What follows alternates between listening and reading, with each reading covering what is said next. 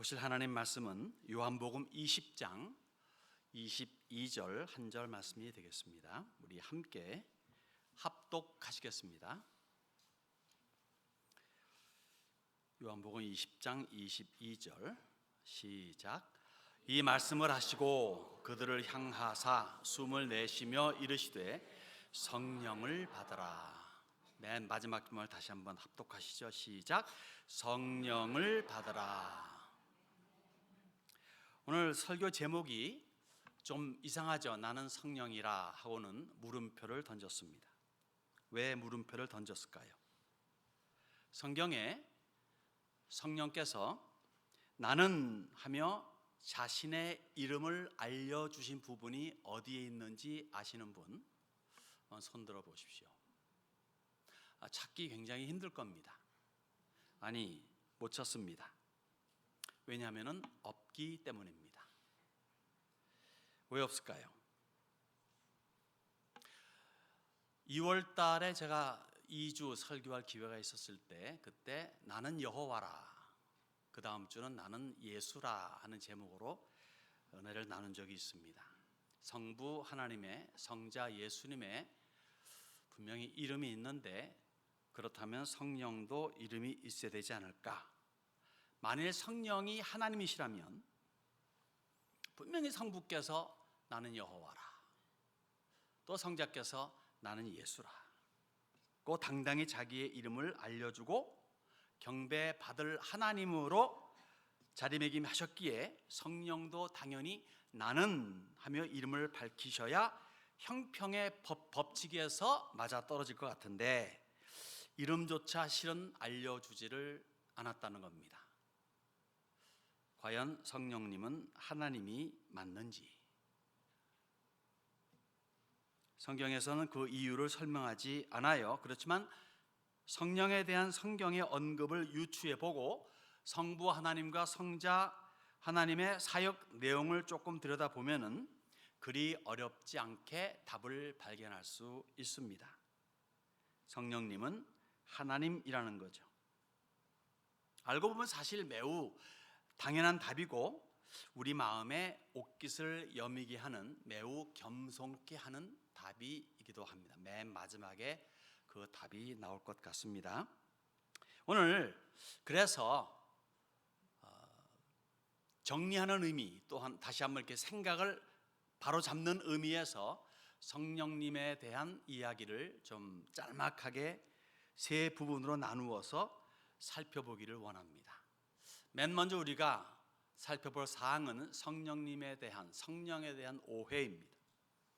충분히 성령에 대해 오해할 만한 소재가 있기 때문에 이것을 잠깐 언급하고 넘어가기 원하고 짤막하게 세 가지로 나누어서 보겠습니다. 첫째는 뭐냐면은 성령은 인격체가 아니라 능력이다 라고 오해합니다. 사도행전 8장 보면 누가 나옵니까? 마술사 시몬이 나옵니다. 이 사람의 마술이 얼마나 대단한지 사마리아에 있는 모든 사람들은 이렇게 이구동성으로 말합니다. 크신 하나님의 능력을 행하는 자라. 이른바 고수입니다. 능력 고수라 볼 수 있겠죠. 그런데 어느 날 집사 빌립이 사마리아 성에 와가지고 복음을 전합니다. 그런데 놀라운 표적과 큰 능력을 행하는 것을 보면서 자기랑 비교해 보니까 자기는 전혀 잽이 되지가 않아요. 비교 불가의 능력자를 만나게 됩니다. 이른바 절정 고수를 만난 거죠. 그래서 빌립의 제자가 됩니다. 날이 갈수록 더욱 놀라워요. 정말 베푸는 그 능력이 대투더 다닙니다. 열심히 그래서 사부님 하면서 따라다니는 거죠. 그런데 어느 날 요한과 베드로가 왔습니다. 이야, 이분들은 내 사부 빌립보다 더 대단하신 분이네. 초절정 고수입니다. 듣도 보도 못한 성령을 자유자재로 부립니다. 성령이 뭔지 몰라도 상상 초월의 대단한 능력이다 생각한 이 성령을 받기 위한, 이 비급을 얻기 위한 일편으로 베드로에게 돈을 두둑이 드립니다. 그리고 부탁합니다. 제 사부님의 사부님, 이 비법을 저에게도 가르쳐 주옵소서. 그래서 성령이라고 하는 능력을 자유자재로 부리게 해 주소서 합니다. 오늘도 시몬같이 성령을 능력으로 이해하려는 사람들이 있죠. 물론 성령님은 능력을 행하십니다. 그러나 능력 자체로는 아닙니다. 능력을 행하시는 인격체이십니다. 두 번째 오해는 들락날락한다는 거예요. 성령이 들어왔다 나갔다 한다는 거죠. 사울 왕이 있었죠. 이스라엘의 초대 왕으로 40년간 잘 이끈 왕입니다. 잘 이끌었다는 의미를 잘 생각해야 됩니다. 사람들이 택한, 그리고 사람들이 원하는 이상적인 왕이 사울이었어요. 40년 재위하면서 단 한 가지를 제외하고는 여러 가지 면에서 부족함이 없는 왕이었습니다. 외모로 보나 모든 사람보다 어깨 위는 더한 출중한 크기와 그리고 멋진 그러한 외모를 가지고 있었죠. 자세도 좋았습니다. 능력도 대단했습니다. 가는 곳마다 싸워 이겼다고 말합니다. 손색 없는 늠름한 훌륭한 왕이죠. 근데 그 한 가지가 부족했는데 그 한 가지가 사실은 치명적이 되었습니다. 뭡니까? 하나님 경외 사상의 결여입니다. 오늘도 며느리 사위 볼 적에 아니면 내가 다 이제 노인네들이 많으셔서 그런 생각, 과거를 돌이켜 보면은 내가 남자나 여자 구할 적에 사람은 괜찮네, 믿음은 어떻게 나중에 생겨나겠지 하고 섣불리 결혼한 분들도 없지 않아 있긴 있겠습니다. 좋게 벌어지는 케이스도 있으나 그렇지 않은 케이스도 있는 것을 발견하게 되죠.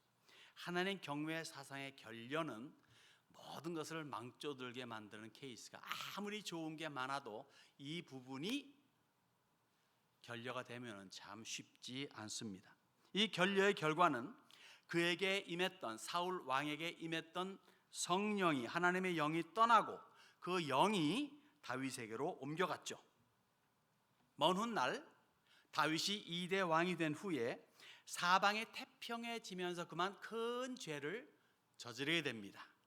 그 죄는 혹 모르시는 분들은 우리 교회의 장로님들께 물어보시면 되겠고, 여튼 그 죄를 저지른 다음에 나중에 깨닫게 되죠.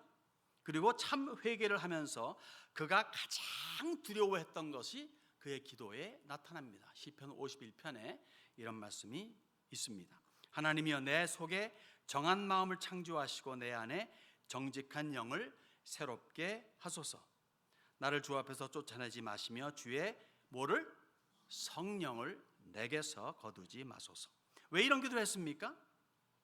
성령이 떠난 다음에 사울 왕의 삶이 얼마나 형편없고 비참했던 것을 그는 여러 해 동안 사울 왕을 섬기면서 익히 보아 알았기 때문에 그래요.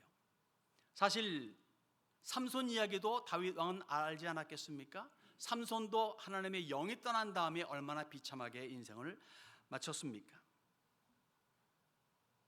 그러나 신약 시대가 펼쳐지면서 성령은 구약과는 다르게 찾아오십니다. 즉 임한다, coming on to, 임한다라고 하는 개념보다는 거한다, dwelling, 거주한다라는 말이 맞겠습니다. 즉 떠나가지 않는다는 거예요. 한 번 오시면은 그냥 보따리 들고 들어오셔서 함께 사신다는 거지 들락날락 하시는 분이 아니라는 거죠. 예수님 이렇게 말씀하셨습니다. 요한복음 14장에 내가 아버지께 구하겠으니 그가 또 다른 보혜사를 너희에게 주사 영원토록 너희와 함께 있게 하리니. 영원토록 너희와 함께. 들락날락 하시는 분이 아니라는 거죠. 세 번째 오해는요, 느낌이 있어야 된다는, 느낌이 뭔가 확 와닿는 느낌이 있어야 된다는 거예요. 이 사도행전 2장에 그런 것이 표현되어 있지 않습니까? 오순절날 다락방에 120분들이 모였습니다. 그리고 어떻게 성령이 임하셨습니까? 하늘로부터 급하고 강한 바람 같은 소리가 들리고 불의 혀처럼 갈라지는 것이 보이게 임하였고 모인 곳이 진동하면서 성령의 충만함을 입었다라고 말합니다. 지금도 그래야 하지 않는가라고 질문할 적에, 사실요 제가 어릴 적에 한참 은혜를 구할 적에 방언을 하느냐 안 하느냐에 따라서 성령을 받았다 안 받았다가 가름되고 성령을 받지 않으면 지옥 간다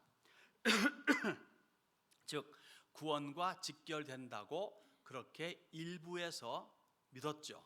그 일부에 제가 있었습니다. 얼마나 마음이 불안했겠습니까? 그래서 방언 받으려고 얼마나 애썼는 줄 아세요? 그 정도 열심으로 제가 목회했다면 대단한 성과를 이루지 않았나 싶습니다. 여러분, 하나님은요 천편일률적인 분이 아니십니다. 자연 만물을 보세요. 사람을 보세요. 손금을 보세요. 얼마나 다양하시고 그리고 참 재미있으신 분이신가. 성령의 역사도 마찬가지입니다. 꼭 무슨 느낌이 와 닿아야만, 뭔가 사시나무 떨려야만, 뭔가 식은땀이 흘러야만, 뭔가 환상으로 보여야만, 뭔가 나를 움직이게 하는 뭔가 그 강한 능력을 나 체험해야만 하는 것은 아니라는 거죠. 그러면 성령은 무엇이냐, 누구냐 할 적에 줄여서 역시 간략하게 세 가지만 보겠습니다. 첫째로 성령은 하나님이십니다. 성령이 하나님이다, 성경에서 성령이 하나님이다라고 언급한 부분은 한 군데도 없어요. 그러나 하나님만이 하실 수 있는, 또 하나님만이 받으시는 그러한 동급의 위치에 있습니다. 하나님이 아니라면 도저히 그 위치에 있을 수 없고 그것을 받을 수 없는데, 받으시는 거 보니까, 그 위치에 있는 거 보니까 하나님임에 틀림이 없다는 거죠. 요한이 이렇게 외칩니다. 진리의 성령이 오시면. 무슨 성령?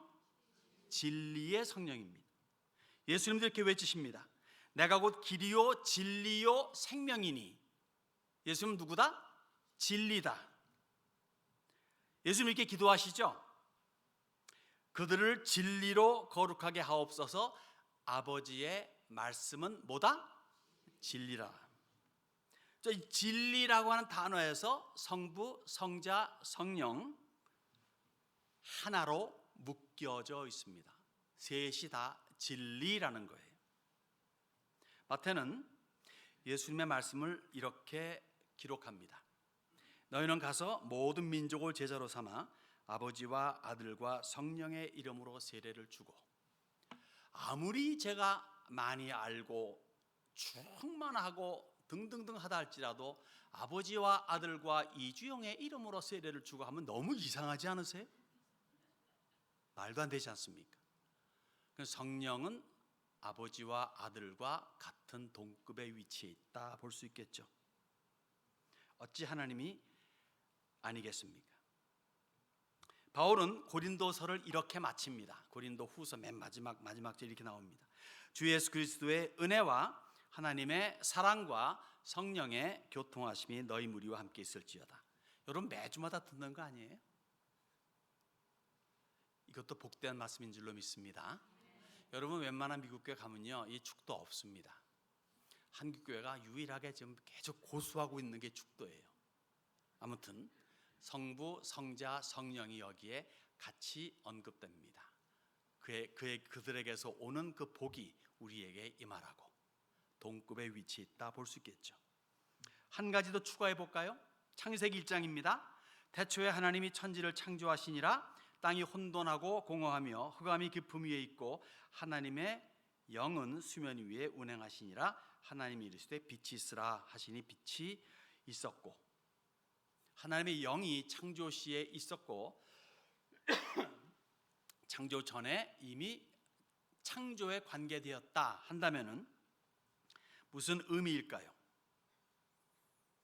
피조물이 있기 전에 뭔가가 있었다는 것은 피조물이 아니라는 것이겠죠. 피조물이 아니면 뭡니까? 창조자죠. 창조자는 곧 하나님이십니다.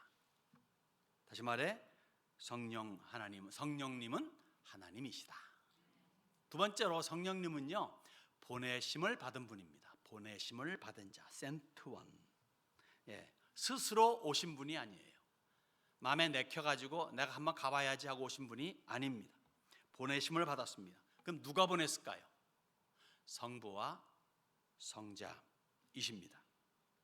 요한복음 14장에 보혜사 곧 아버지께서 내 이름으로 보내실 성령, 그가 너희에게 모든 것을 가르치고 내가 너희에게 말한 모든 것을 생각나게 하시리라.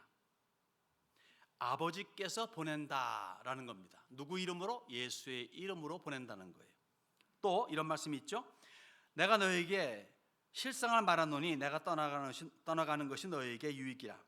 내가 떠나가지 아니하면 보혜사가 너희에게로 오시지 아니할 것이요 가면 내가 그를 너희에게로 보내리니. 누가?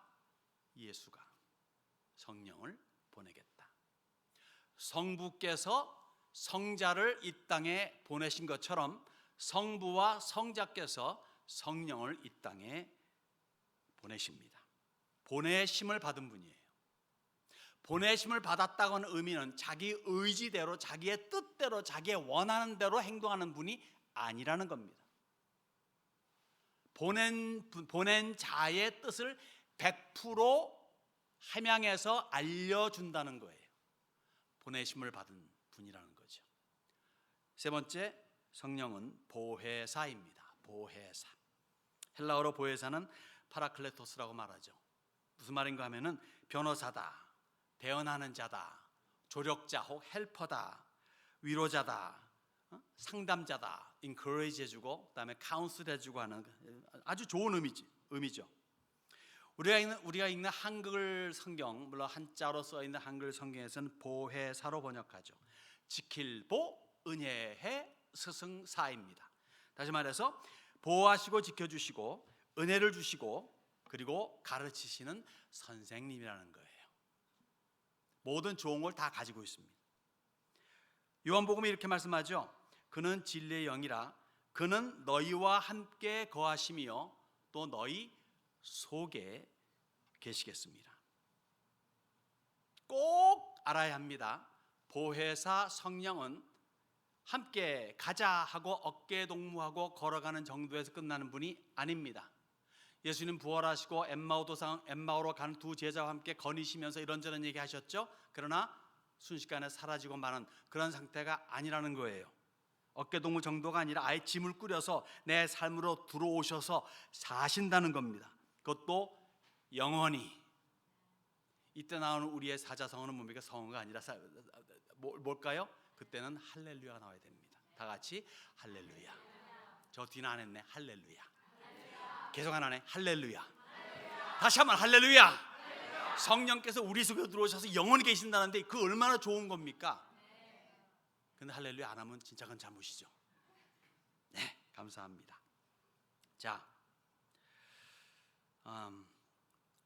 그래서 믿는 우리가 성령님이 들어오셨다고 하니까 믿는 우리가 얼마나 귀한 존재임을 알아서 거룩하게 우리도 살아야 된다고 바울은 상기시켜 주는 거예요.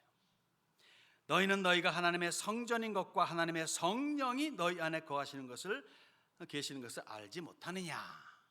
그러면 너희도 그렇게 살아야지 하는 거죠. 그렇게 살아야지. 예, 성령님은 하나님이시고 보내심을 받으신 분이고 그리고 우리 안에 영원히 거하시는 보혜사입니다.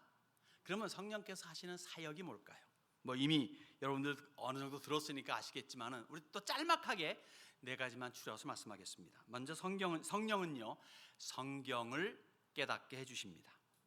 보혜사 곧 아버지께서 내 이름으로 보내실 성령, 그가 너희에게 모든 것을 가르치고 내가 너희에게 말한 모든 것을 생각나게 하리라.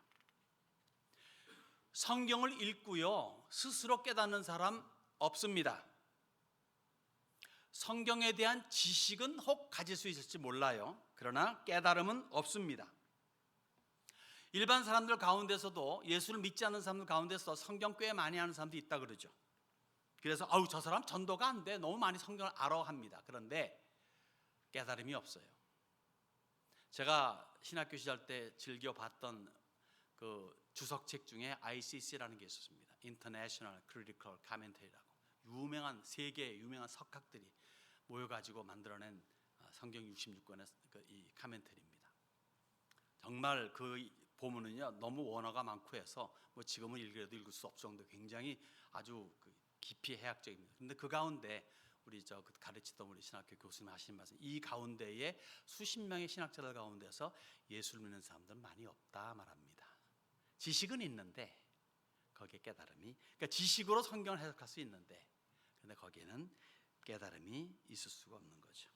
그래서 우리는 보통 말할 적에 그러한 사람들은 수박을 열심히 핥았다라고 말할 수 있죠. 여러분 수박 겉을 열심히 핥아보세요. 맛이 어떻습니까? 그렇죠? 네, 그 정도에서 끝나는 거예요. 속은 속의 단맛을 알 길은 없죠. 무슨 말입니까? 가장 중요한 가장 달콤한 구원과 영생을 알 길이 없다는 거죠. 여러분 성경은요 도덕과 윤리에서 끝나는 책이 아닙니다. 그렇다면 8만 대장가가 무슨 다를 바가 있겠으며 또 이슬람 경전과 무슨 다를 바가 있겠고 웬만한 또 뭐 도덕경과 무슨 다를 바가 있겠, 무슨 유교에 있는 여러 가지 경전과 뭐가 다를 바가 있겠습니까? 도덕과 윤리 정도에서 끝난 책이 아니라 구원과 영생까지 가야 하는 거예요. 예수를 믿는 믿음으로까지 가야 한다는 겁니다. 거기까지 도달하지 못한다면은 몽땅 꽝이라는 겁니다. 그게 성령의 최우선적인 사역이에요. 왜 성경을 깨닫게 해주십니까? 성경의 겉에 보이는 그런 도덕과 윤리 그 좋은 책이야 에서 아니라 그 다음 하나님의 심판이 있는데 그 심판을 피하는 방법이 있는데 곧 예수를 알려준, 그래서 성경이 가리키는 예수를 보여줌으로 말미암아 영생과 구원을 얻게 해주는 것이 최우선의 사역이라는 겁니다. 그것이 성령께서 하시는 사역의 넘버 원이죠. 두 번째는 뭡니까? 그런 연후가 뭡니까? 세상을 책망하십니다. 보혜사가 와서 그가 와서 죄에 대하여 의에 대하여 심판에 대하여 세상을 책망하시리라. 세상을 책망하신답니다. 심판하신다는 겁니다. 말 안 들으면은 그냥 내버려 둡니까? 내버려 두는 사람이 있죠. 누구를 내버려 둡니까? 나랑 관계없는 사람, 다시 말해 뭘 하든 그냥 내버려 둘 수밖에 없는 사람이에요. 하나님은 인간을 보실 때 나무로 보지 않습니다. 그래서 성령을 보내셔서 꾸짖어 주시는 거예요. 이미 꾸짖었는데 말 안 들어먹어. 꾸짖으라고 세운 선민국가 이스라엘이 더 말 안 들어. 그럼 이방 국가는 더 되겠습니까? 말도 안 되죠. 그래서 참다 참으시다 결국은 예수를 보내셨고 그 다음에는 교회를 예수를 통해서 세우셨죠. 교회는 그리스도의 몸이라지 않습니까? 교회의 머리는 예수라지 않습니까? 그래서 세상에 알려주는 거예요. 책망을 하는 거예요. 그렇게 하나님은 인류를 나무로 여기지 아니하신다는 겁니다. 왜 예수 안 믿니? 안 믿으면 심판이 있어. 믿고 의인 되어서 천국 가야지 하며 책망하시고 재촉하십니다. 성령께서 하시는 두 번째 사역이에요. 책망이 책망으로 끝나는 게 아니라 책망을 통해서 올바른 깨달음이 있고 그 깨달음을 통해서 예수를 만나게 하는 그런 사역을 성령께서는 하시는 거죠. 간혹 물어보잖아요. 뭐 예수 꼭 천당 가야만 되는 거냐고, 뭐 다른 거 없어 그러는데 여러분 천당 빼고 뭐가 있습니까? 천당에다가 그 다음에 이거저거 붙이는 거지 천당이 없으면요 말짱 황도루 묵입니다. 나무함이 나무함이나 도로함이다. 도로함이 실수했습니다 제가. 아이고 정말로 저는 그래서 그래요. 사람들이 그거 꼭 너무 대범하신 것 같아. 근데 지옥의 실체를 안다면은요 그렇게 말 못해요. 난 가끔 그래. 그렇게 좀 건해 방진 사람들 보게 되면요 좀 지옥 좀 한 5초만 보여줬으면 좋겠어 하나님께서. 그럼 정신 정말 똑바로 차릴 것 같아. 근데 안 보여주시잖아. 허기야 여러분과 제가 천국에 10분만 갔다 오면은 지금과 저렇게 이렇게 오락가락 하겠습니까? 세 번째 사역은요, 진리 가운데로 인도하십니다. 진리의 성령이 오시면 그가 너희를 모든 진리 가운데로 인도하시리니 그가 스스로 말하지 않고 오직 들은 것을 말하며 장래일을 너희에게 알리시리라. 예수님도 같은 말씀하셨죠. 내가 아무것도 스스로 할 수 없노라. 듣는 대로 심판하노니 나는 나의 뜻대로 하려 하지 않고 나를 보내신 이의 뜻대로 하려 함으로 내 심판은 의로우니라. 철저하게 예수님께서는 자기의 뜻대로 하지 아니하고 성부 아버지께서 보내주신 명령하신 그것만 하려고 100% 애를 썼죠. 성령 또한 마찬가지로 100% 성부와 성자의 뜻에 순종합니다. 다시 한번 반복하지만 간단한 표현으로 진리 가운데로 인도하신다는 의미는요, 진리이신 예수님께로 인도하신다는 의미이고, 그렇게 인도가 된다면은 그 사람의 인생은 만사 형통이요 만사 오케이라는 겁니다. 여러분, 만사 형통을 너무 세상적으로 생각하지 마세요. 여러분, 만사 형통할 때 만사 형통은 요셉이 만사 형통해서 기억나시죠? 창세기에 뭐든지 만사 형통이래. 감옥소에 들어갔는데 만사 형통이고 남의 종이 됐는데 만사 형통이에요. 그게 하나님이 보시는 만사 형통입니다. 어디에 어떤 처지 어떤 환경에 있어도 하나님이 함께 하신다는 것이 만사 형통이에요.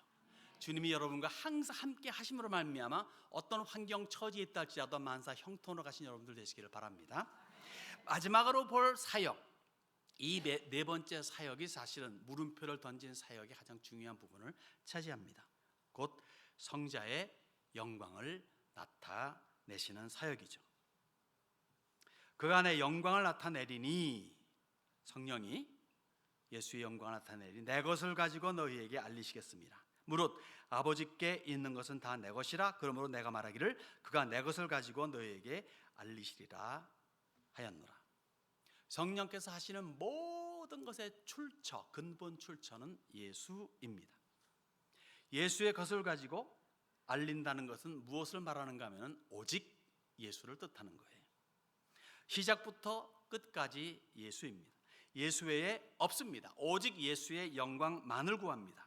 왜요? 예수님께서 보내셨기 때문에 그래요. 예수님도 지상 사역을 하실 적에 100% 0.0001%를 가미한 것도 아니고 아주 100% 아버지 성부의 뜻을 행한다고 하셨죠. 아무것도 스스로 할 수 없노라. 빌립보 2장 보게 되면 키노시스 티어리가 나오지 않습니까? 스스로 자기의 능력을 없애버린 거예요. 여러분은 스스로 자기의 능력을 없앨 수가 있습니까? 못 없앱니다. 그 하나님이 아니니까. 근데 하나님이시기 때문에 스스로 자기의 능력을 잠시 동안 비울 수가 있어요. 이 키노시스란 말이 비운다는 의미거든요. 그래서 비우사 사람과 같이 되었으며, 그런 표현을 빌립보서 2장에 하지 않습니까? 왜 스스로 하지 않습니까? 왜 포기했습니까? 100% 성부의 뜻을 따르기 위해서, 즉 100% 성부에게 의지하는 성자를 보게 됩니다. 따지고 보면 의지할 필요가 없죠. 같은 하나님인데. 그런데 의지합니다. 그 절정이 겟세마네 기도죠. 아버지께는 모든 것이 가능하오니 이 잔을 내게서 옮기시옵소서. 십자가의 죽음을 말합니다. 그러나 나의 원대로 마시옵고 아버지의 원대로 하옵소서. 이것 때문에 왔는데 막상 그날이 다가오니까 무서운 거예요. 무섭다기보다는 하고 싶지 않은 거예요. 성자 하나님으로서 마지막 가지고 있는 그것마저도 없애버려야 되는 최고의 수치와 모욕, 아픔, 괴로움 등등이기 때문에 이것만큼은 피하기 원했는데, 왜? 예수님도 인간이었으니까, 참 인간이었으니까. 근데 이것을 결국 감당하실 수 있었던 이유는 철저하게 성부께 의존하고자 하는, 순종하고자 하는 그런 자세가 깔려 있었기 때문입니다. 죽음을 불사하면서까지 구한 것이 성부 하나님의 뜻이요 영광이죠. 이런 예수님이 스스로는 어떻게 표현했습니까? 스스로는 수고하고 무거운 짐진 자들아 다 내게로 오라. 내가 너희를 쉬게 하리라. 나는 마음이 온유하고 겸손하니. 당신 스스로는 이렇게 할 수 있었던 그러한 마음의 자세는 어떻게 할 수 있었는가 하면은 마음이 온유하고 겸손했기 때문에 I am meek and humble. 그러면 성령 역시 마찬가지 아니겠습니까? 성령님도 겸손과 온유함의 극치라고 말할 수 있습니다. 자신의 이름조차 밝히지 않을 정도로 겸손하시고 그리고 온유하신 분이라는 거예요. 이보다 더한 것이 있을까요? 정말 스스로, 예수님은 스스로 인간이 되셨죠. 성령님은 제 표현을 한다면 스스로 종의 자세를 가지신 거예요. 종들 중에 뭐 이름 제대로 가진 사람이 있어요? 말똥아, 개똥아 이렇게 나오죠. 스스로 자기의 이름조차 밝히지 않을 정도로 낮추신 분이 성령님이십니다. 그것뿐입니까? 믿는 사람들 속에, 말이 믿는 사람이지 뭐 사실 얼마나 들떨어진 인간들입니까? 저까지 포함해서 죄를 밥 먹듯이 먹는 우리 믿는 사람들 속에 들어와서 거하시는데 4289년만 거하시는 게 아니라 42,894년만 거하시는 게 아니라 어쨌든 간에 영원히 거하십니다. 와우. 이때 탄성이 뭡니까? 네, 그렇습니다. 사랑하는 여러분들, 성령은 성부 하나님과 성자 하나님과 더불어 동급의 하나님으로서 삼위일체를 이루십니다. 보내신 성부께 전혀 자기를 나타내지 않고 철저히 순종하신 성자 예수님 같이 성령 하나님 역시 전혀 자기를 나타내지 않되 이름조차 알리지 않으시면서 보내신 성부 성자께 철저하게 순종을 하십니다. 겸손에 겸손을 더하시는 거죠. 성령의 사역을 한마디로 종합한다면 예수를 증거하심이에요. 시작부터 끝까지 예수입니다. 보혜사로서 성령 하나님은 성경을 깨닫게 하시고 세상을 책망하시고 급기야는 진리이신 예수께로 인도하고야 마십니다. 성부께서 성자를 보내심으로 우리를 향하신 사랑이 정점을 찍었다면 성자께서는 성령을 보내심으로 역시 사랑의 정점을 찍으시죠. 마찬가지로 성령 하나님은 그 예수만을 나타내시고 믿는 자들 안에 들어와 거하심으로 사랑의 완성, 즉 십자가로 시작된 구원을 완성시키십니다. 당신의 이름조차 알리지 않을 정도로 예수께 집중한 성령 하나님을 우리는 본받아야 하지 않겠습니까? 어떻게 하면 나를 조금이라도 나타낼 수 있을까? 조금 하나 했다 가지고 남이 날 알아주지 않으면 시기하거나 질투하거나 원망하거나 이런 사람이 아니라 어떻게 하면 나의 자존심을 조금 올릴 수 있을까? 조금이라도 누가 나의 자존심을 건드리면 그냥 그것 때문에 열내고 분내고 하는 그런 사람들이 아니라 어떻게 하면 우리는 주 예수만을 높일 수 있을까? 어떻게 하면 구세주 예수의 구원을 알릴 수 있을까? 하며 우리의 남은 인생을 도모하는 것이 마땅한 성도의 인생이 아닌가 생각을 해봅니다. 어그리 하십니까?